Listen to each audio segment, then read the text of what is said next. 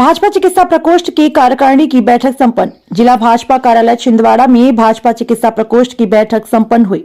बैठक की अध्यक्षता जिलाध्यक्ष श्री विवेक बंटी साहू ने की। जिला संयोजक डॉक्टर कृष्ण हरजानी द्वारा अपनी कार्यकारिणी के सभी पदाधिकारियों का परिचय जिला अध्यक्ष से कराया गया एवं सभी नए कार्यकारिणी सदस्यों वरिष्ठ चिकित्सकों का स्वागत किया। चिकित्सा प्रकोष्ठ की सेवा कार्यों की सराहना करते हुए श्री विवेक साहू द्वारा आगामी 25 दिसंबर के स्वास्थ्य शिविर पर चर्चा हुई और कहा कि आदरणीय श्री अटल बिहारी वाजपेयी जी की जयंती में विशाल स्वास्थ्य शिविर का आयोजन चिकित्सा प्रकोष्ठ को करना है और डॉक्टर हरजानी को तैयारी के लिए कहा। इस बैठक में पूर्व जिला संयोजक डॉक्टर JS राय, सह संयोजक डॉक्टर बजाज, लायंस हॉस्पिटल के पूरनलाल राजलानी, कार्यालय मंत्री डॉक्टर दशरथ साहू और डॉक्टर अनूप जैन, देवाशीष वस्त्री, डॉक्टर पवन नेमा, डॉक्टर धनेन्द्र वर्मा, डॉक्टर सुशील राव, डॉक्टर राजेश राय, डॉक्टर मयंक साहू व वरिष्ठ चिकित्सकगण उपस्थित रहे। अंत में मीडिया प्रभारी डॉक्टर भोला यादव ने जिला अध्यक्ष व जिला संयोजक सभी चिकित्सकों एवं आगंतुकों का आभार व्यक्त किया। संतोष विश्वकर्मा की रिपोर्ट मनोज डोंगरे के साथ। का गठन हुआ है और इस कार्यकारिणी के स्वागत के लिए वे स्वयं यहाँ पर आप सबके अभिनंदन के लिए यहाँ मौजूद हैं। यह एक अविस्मरणीय क्षण है और जैसा कि हम बहुत समय से देख रहे हैं कि छिंदवाड़ा भाजपा में एक नई ऊर्जा, एक नए उत्साह और एक नए परिप्रेक्ष्य में काम हो रहा है, तो निश्चित तौर पे जब जिला भाजपा इतने उत्साह के साथ इतने आगे काम कर रही है तो चिकित्सा प्रकोष्ठ की इकाई को भी उतना ही सक्रिय और उतना ही जागरूक और उतना ही सक्रिय होना पड़ेगा। इस दिशा में मैं चाहूंगा कि हम आपका ज्यादा समय न लेते हुए हमारे यशस्वी जिलाध्यक्ष को ही आगे सुने, जिससे कि हमें हमारी आगे की दिशा निर्देश और कार्य की रूपरेखा प्राप्त होगी। धन्यवाद।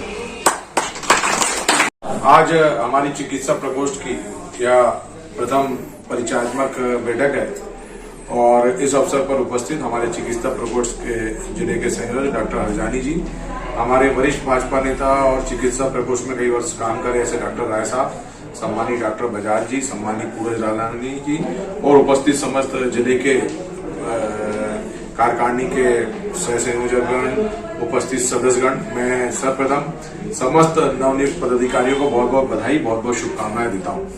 आज मुझे लगता है कि बहुत सारे लोग प्रथम बार भाजपा कार्यालय आए होंगे, लेकिन सबके मन में कहीं ना कहीं सेवा की भावना जुड़ी हुई है।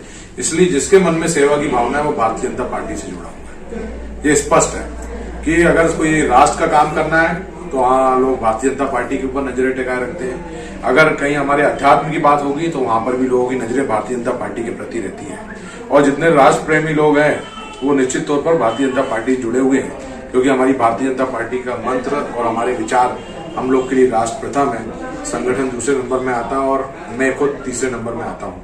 इस भावना से लेकर के हम लोग काम करते हैं।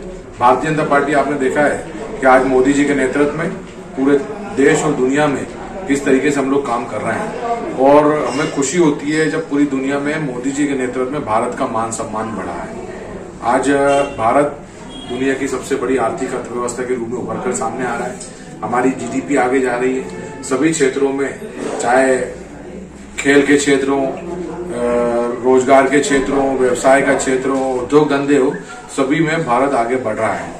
और हमने देखा है कि अभी जो G20 का सम्मेलन चल रहा है वहां मोदी जी को हाथों हाथ लिया जा रहा है। ये है भारतीय जनता पार्टी की विचारधारा और भारतीय जनता पार्टी की विचारधारा ये है अंत्योदय। अंत्योदय मतलब समाज के अंतिम पंक्ति में खड़े अंतिम व्यक्ति का उद्धार हो, उस चीज को लेकर के भारतीय जनता पार्टी काम कर रही है। और आपने देखा अंत्योदय के मंत्र को कैसे मोदी जी हो या हमारे प्रदेश के मुख्यमंत्री माननीय शिवराज सिंह चौहान जी ने अंत्योदय के मंत्र को साधने का काम किया है, जिसके माध्यम से समाज के अंतिम पंक्ति में खड़े अंतिम व्यक्ति का उद्धार। आज हम देखते हैं कि जो हमारा मध्य प्रदेश एक बीमारू और पिछड़ा राज्य हुआ करता था, ये बीमारू और पिछड़ा राज्य आज पूरे देश का सबसे समृद्धशाली राज्यों में इसकी गिनती हो रही है और हमारी GDP की जो ग्रोथ है मध्य प्रदेश की 19.5% है। तो ये उदाहरण दिखाता है कि मध्य प्रदेश में सरकार ने समाज के अंतिम तबके को, जब तक कि समाज का अंतिम तबका के हाथ में रोजगार नहीं होगा, काम नहीं होगा, तब तक कि हमारी GDP नहीं बढ़ सकती, हमारा विकास नहीं हो सकता। तो शिवराज सिंह चौहान जी ने चाहे किसानों को लेकर के, चाहे मजदूर को लेकर के या अन्य क्षेत्रों